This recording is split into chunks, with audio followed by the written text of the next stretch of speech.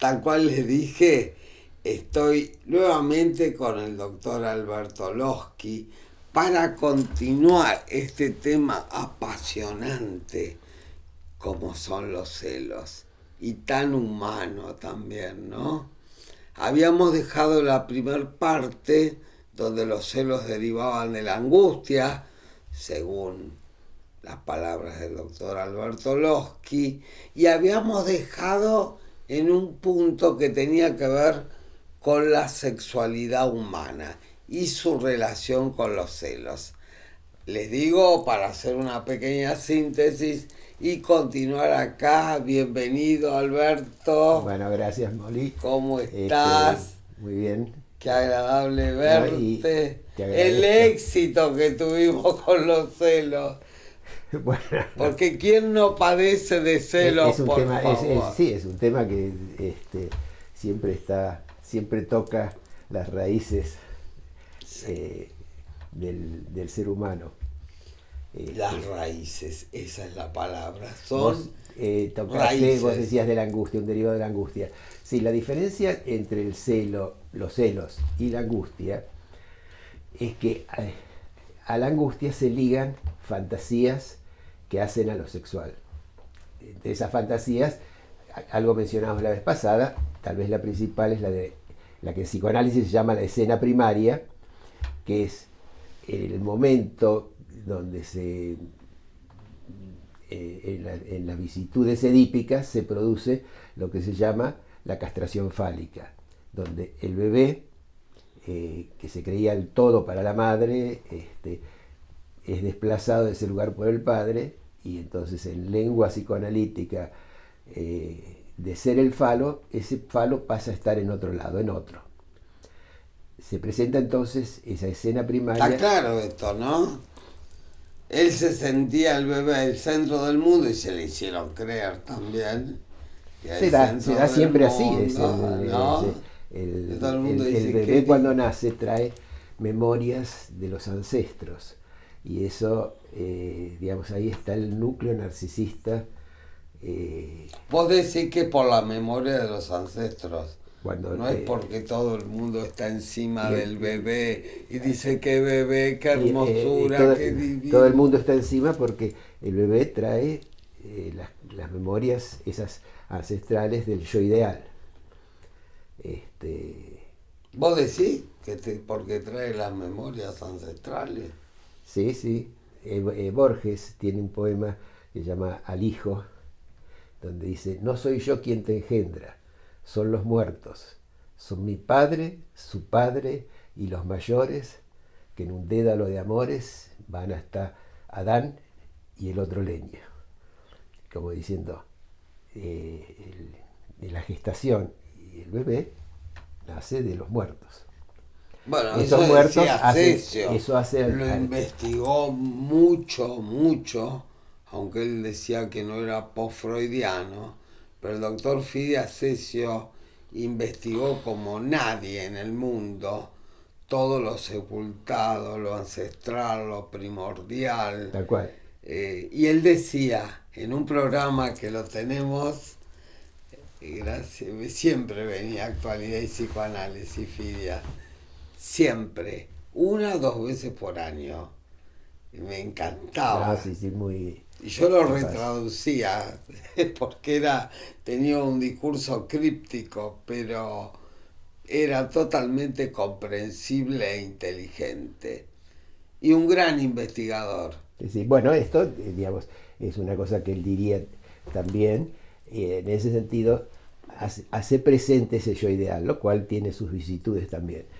Pero en un momento dado, es desplazado de ese lugar.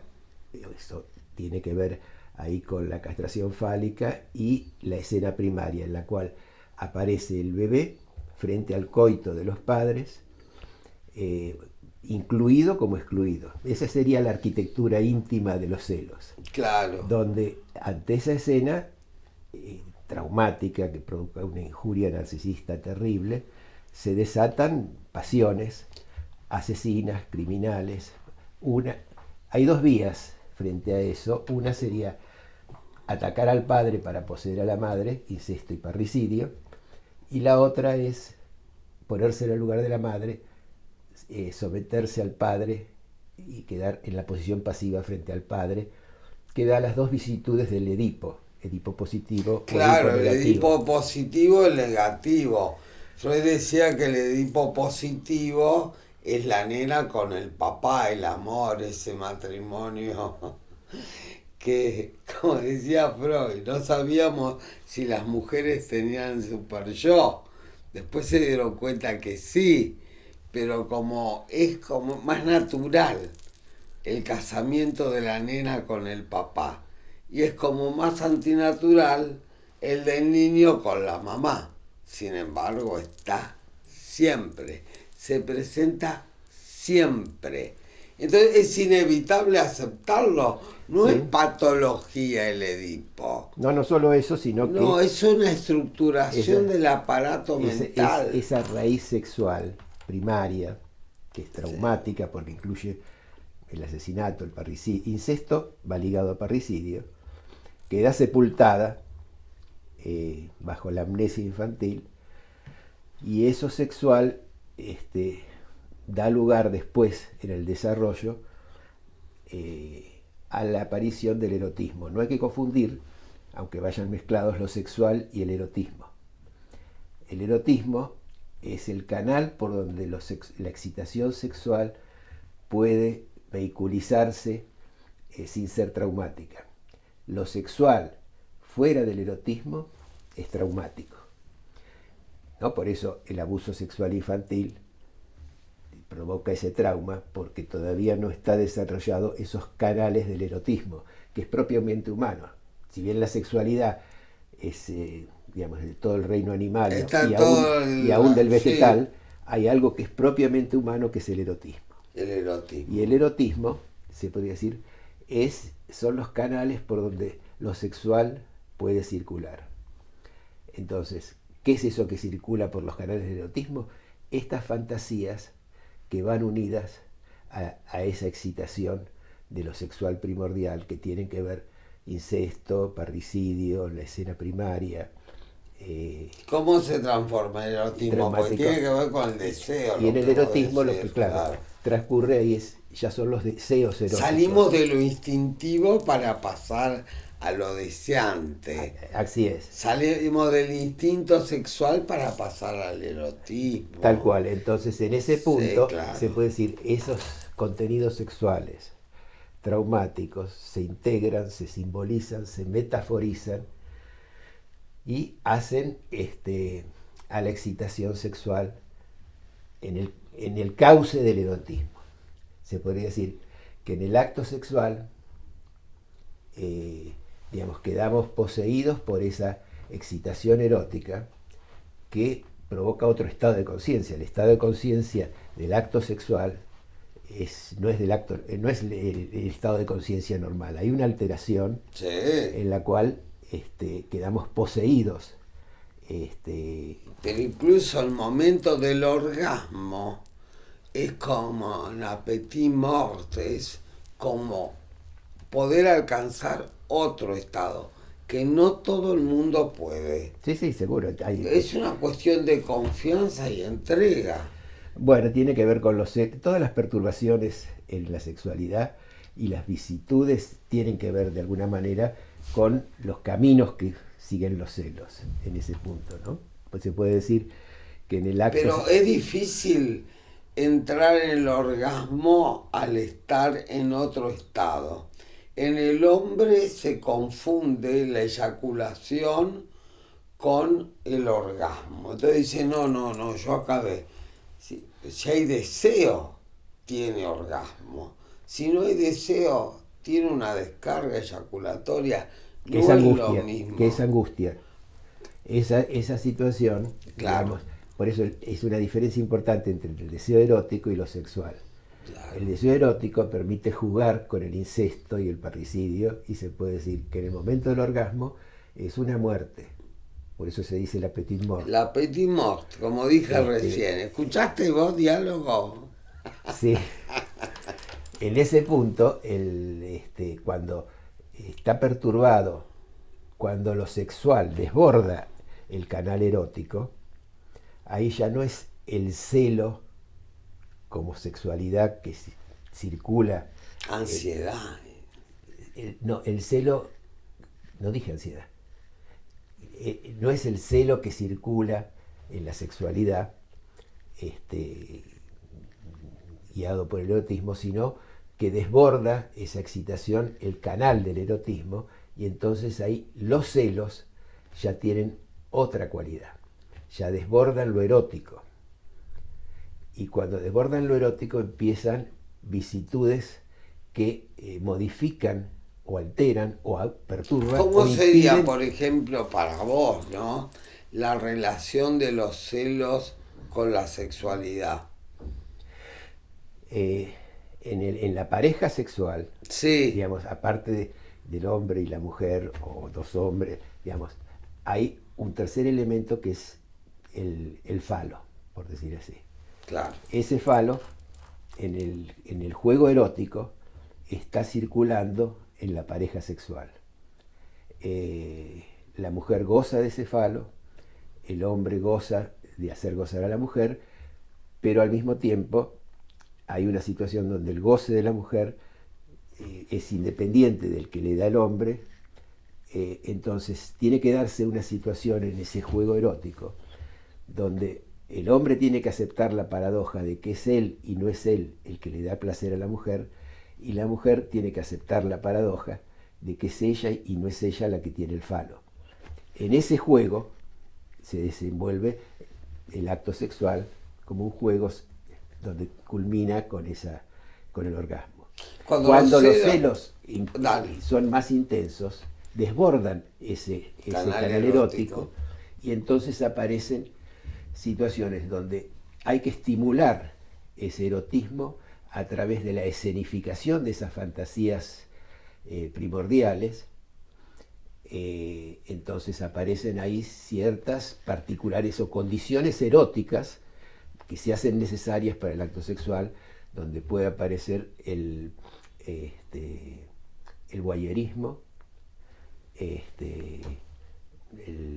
Hay una condición erótica que es muy común y pasa como normal, que es primero la pelea que encienda el deseo, como prerequisito erótico para poder tener relaciones. Bueno, esa situación ocurre en situaciones donde aparecen los elementos sádicos anteponiéndose a la emergencia de lo sexual. Porque en el erotismo, digamos, cuando eso sádico está simbolizado, integrado, metaforizado en el juego erótico, hace a la penetración, digamos, hace al acto sexual. Pero ¿cómo cuando desborda esa situación de distintas maneras. Una es necesitando ahí esas condiciones eróticas que se hacen, digamos, por ahí más necesarias que lo normal a veces, por decir así, como puede ser el fetichismo, ¿no? Donde el fetichismo hace necesario para el hombre, digamos, que en algún momento, entre la escena entre él y la mujer, esté presente ese fetiche que encarna el falo. El voyerismo, las parejas donde tienen que reproducirse la situación de la escena primaria, donde la triangularidad, los tríos, las parejas swingers, etcétera, son todas situaciones en las cuales se escenifican fantasías para poder llegar al acto sexual. ¿Y los golpes? La violencia. El sadismo, el masoquismo, en fin, todas esas situaciones que ahora también son necesarias para el acto sexual en algunos casos, claro. no necesariamente. Claro. Después también está la situación en la cual ese desborde de los celos. Los celos serían cuando esas fantasías ya no son intensas y desbordan el erotismo. ¿Para vos los celos tienen que ver con lo edípico? Con son la memorias, escena edípica. lo que decíamos otra vez, son memorias del Edipo y sobre todo ese momento particular del Edipo, que es la castración fálica, donde claro. hay un tercero ahí en juego. Entonces, cuando en la pareja sexual está presente ese tercero de alguna manera y no puede integrarse en el intercambio erótico, claro. ese tercero perturba y aparecen, aparte de lo que recién decíamos, donde ese tercero se necesita escenificar, con un tercero en la pareja, con el fetiche, claro. con escenas sádicas. Todos los objetos eróticos que hay ahora. Sí, sí, no, es decir, siempre como todas las que historias representan el tercero, ¿no? Todas las historias. Joyce, por ejemplo, el escritor, con Nora, su pareja, tenía una pasión amorosa famosa y cartas. Hay un libro de cartas, entre ellos que son relatos pornográficos prácticamente, donde Nora, para excitarse, necesitaba verlo a Joyce masturbarse y él se masturbaba mientras ella estaba con otro hombre. Eso no lo sabía, no lo conocía. Sí, sí. Es decir, siempre hay los celos ahí llevan de alguna manera a que se erotice lo sexual, pero también pueden perturbar la sexualidad impidiéndola. ¿Y la impotencia? En la impotencia, por ejemplo, eyaculación precoz. En la eyaculación precoz, algo decíamos la otra vez, el hombre en esa situación donde es él y no es él el que le da el placer sexual a la mujer. ¿Por qué decís? A ver, aclarar, es él y no es porque él. Es el falo y no es el falo. Digamos, nadie es el falo. ¿No? El falo es algo es el falo desde ese lugar, claro, lo decís. Pero, digamos, en lo inconsciente siempre es algo que es ajeno a él. Y en ese punto es donde el hombre, al ver el goce de la mujer, ese goce le hace presente ese otro. Claro, y se pone celoso. Y la angustia celosa se descarga en la eyaculación precoz. O se queda impotente o queda con eyaculación precoz. En ese caso es más la eyaculación precoz, ¿no? Hay una diferencia. En otra época, en la de Melanie Klein, se hablaba de la fantasía de la vagina dentada. Entonces que tenían miedo a la penetración por miedo a la castración. Sí, sí, porque digamos, eso sería, porque siempre se puede decir que, a ver, esto ya por ahí es entrar un poco más en profundidades, pero se puede decir que para el hombre, en la mujer, la situación erótica que le despierta a la mujer es que dentro de la mujer está ese fantasma del padre. Ahí está, ahí va yo ahora. En esa situación, claro, parte del erotismo es matar a ese padre. Claro. Cuando no está bien resuelta en las situaciones edípicas y demás. No está nunca bien resuelta. Bueno, pero digamos, sí. Hay niveles. Los psicoanalistas no están trabajando las situaciones edípicas ahora. Cuando yo empecé hace muchos años, sí se trabajaba. Ahora no sé, parece que lo edípico tiene mala prensa.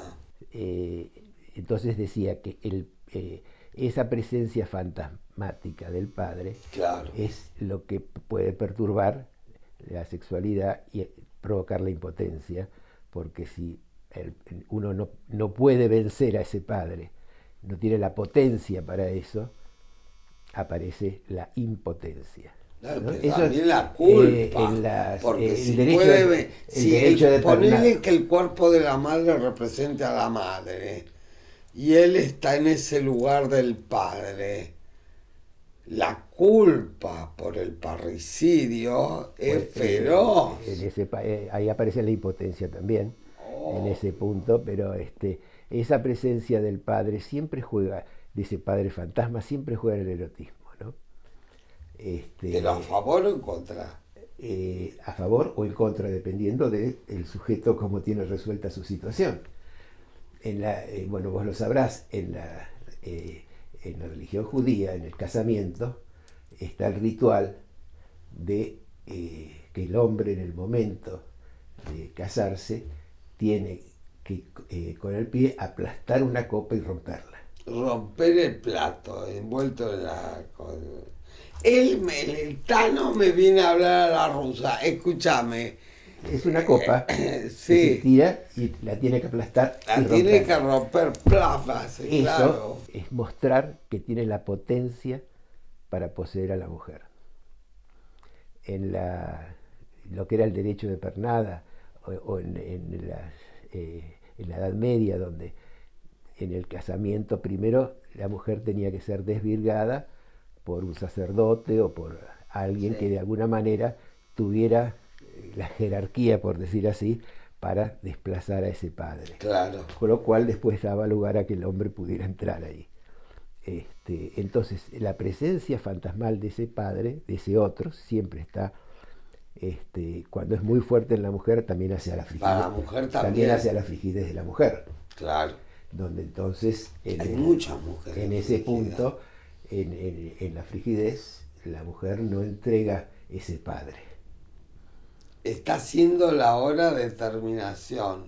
Lástima porque...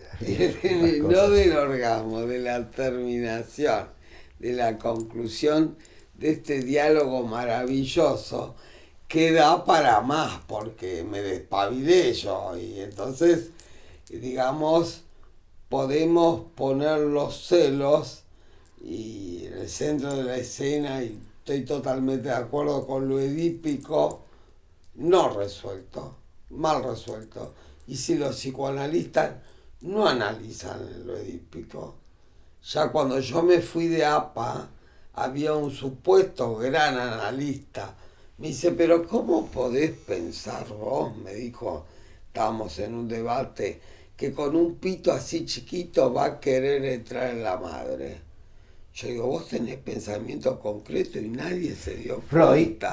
Freud decía, esta es una introducción al narcisismo, que el sujeto en el coito se hace representar por el pene en su deseo de volver al vientre materno. Ah, mira. Entonces, cuando puede metaforizarlo, puede, digamos, jugar en el coito ese juego donde está metaforizado el incesto. Si no llega a metaforizarlo, no se puede dejar representar por el pene. Claro. Y es otra modalidad de impotencia. Claro. Donde él es el falo y no puede, digamos, subrogarlo eso en el pene. No, y si entra, se la cortan. Eso aparte. Tiene que meterse un poquito y salir rápido. Pero cuando, si es la madre, cuando el narcisismo se ha puesto en todo el cuerpo, el pene queda desinvestido. Muchísimas gracias, doctor Alberto Loschi.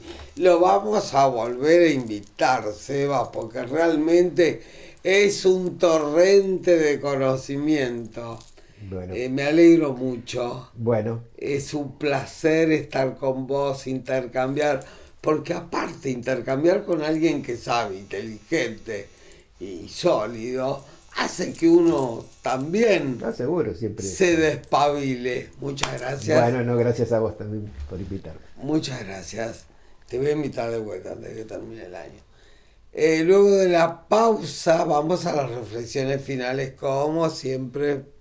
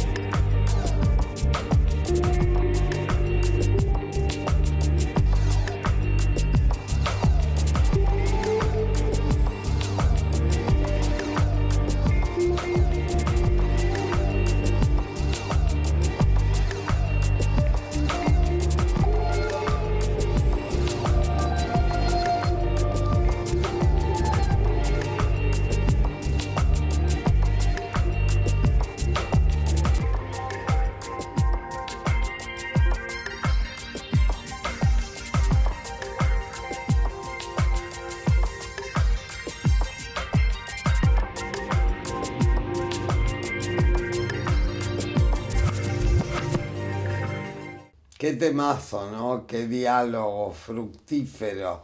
Porque con alguien inteligente y con conocimiento, uno también despierta los conocimientos adormecidos o dormidos o desconocidos.